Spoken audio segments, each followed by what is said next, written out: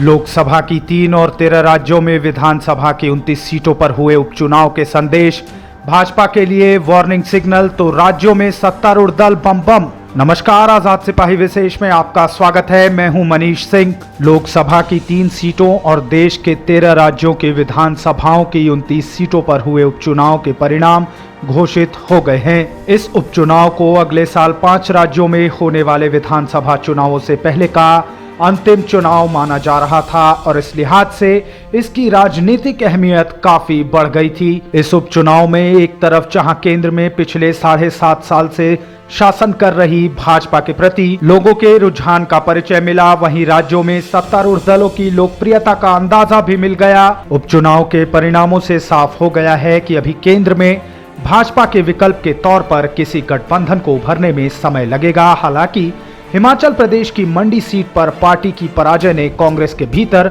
जरूर एक नई ऊर्जा का संचार किया है। जहां तक विधानसभा सीटों के परिणाम का सवाल है तो हिमाचल प्रदेश को छोड़कर दूसरे सभी राज्यों में सत्तारूढ़ दलों को ही जीत मिली है। झारखंड के पड़ोसी राज्यों बिहार में जहां जदयू ने दोनों सीटें बरकरार रखी हैं, वहीं पश्चिम बंगाल की 4 सीटें जीतकर तृणमूल कांग्रेस ने साबित कर दिया है कि राज्य में उसकी लोकप्रियता में इजाफा हुआ है। इस उपचुनाव ने कई राजनीतिक संदेश भी दिए हैं, लेकिन सबसे अहम भाजपा के लिए चेतावनी का संकेत है। राजस्थान विधानसभा के चुनाव में भाजपा का तीसरे नंबर पर रहना खतरे का संकेत है। अब लगता है कि दुनिया की सबसे बड़ी पार्टी इस उपचुनाव परिणाम के अनुरूप अपनी रणनीति में बदलाव करेगी। उपचुनाव के परिणामों का राजनीतिक विश्लेषण करती आजाद सिपाही के विशेष संवाददाता राहुल सिंह की खास रिपोर्ट। 5 राज्यों में विधानसभा चुनाव से पहले 3 लोकसभा और 13 राज्यों की 29 विधानसभा सीटों पर हुए उपचुनाव के नतीजे आ गए हैं। इसे विधानसभा चुनावों से कुछ महीने पहले देश में जनता के मूड को समझने के तौर पर देखा जा रहा था। राजस्थान, हिमाचल प्रदेश और कर्नाटक जैसे राज्यों में कांग्रेस के लिए उत्साहजनक नतीजे आए हैं। कांग्रेस हिमाचल प्रदेश विधानसभा उपचुनाव में 3 सीटों पर जीत गई। इसके साथ ही उसने मंडी लोकसभा सीट पर भी कब्जा जमा लिया। कर्नाटक उपचुनाव में भाजपा और कांग्रेस ने एक-एक सीट जीती। तृणमूल कांग्रेस पश्चिम बंगाल विधानसभा उपचुनाव में 4 विधानसभा सीटों पर जीत गई,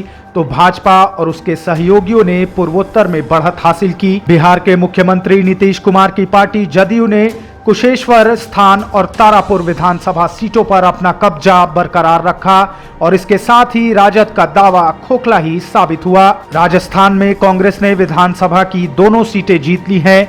जहां तक लोकसभा की 3 सीटों का सवाल है तो मंडी हिमाचल प्रदेश की सीट कांग्रेस के खाते में गई है, जबकि खंडवा मध्य प्रदेश पर भाजपा का कब्जा बरकरार है। उधर दादरा नागर हवेली सीट पर शिवसेना प्रत्याशी ने जीत हासिल कर भाजपा को करारा झटका दिया है। इस उपचुनाव को यदि विभिन्न दलों की लोकप्रियता का पैमाना माना जाए तो कहा जा सकता है कि देश के सियासी माहौल में फिलहाल किसी बदलाव के संकेत नहीं है। त्योहारों के उल्लास और कोरोना महामारी की लगातार कमजोर पड़ती स्थिति से काफी हद तक संतुष्ट दुनिया का सबसे बड़ा लोकतंत्र इस समय किसी सियासी बवंडर का खतरा मोल लेने के मूड में नहीं है। 2 लोकसभा सीटों पर हार का सामना करने के बावजूद पिछले 7.5 साल से देश पर शासन कर रही दुनिया की सबसे बड़ी राजनीतिक पार्टी भाजपा की लोकप्रियता हालांकि थोड़ी कम होती दिख रही है, लेकिन यह स्थिति चिंताजनक नहीं है। हालांकि भाजपा के बारे में कहा जाता है कि किसी भी चुनावी हार को पार्टी पूरी गंभीरता से लेती है और मतदाताओं से मिले चेतावनी संकेतों का मतलब वह जल्द निकाल लेती है। इसके बाद वह अपनी रणनीति में आवश्यक बदलाव करती है। पार्टी को अगले साल यूपी समेत 5 राज्यों में होने वाले विधानसभा चुनाव में उतरना है और इसमें यूपी की सत्ता में वापसी उसके सामने सबसे बड़ी चुनौती है।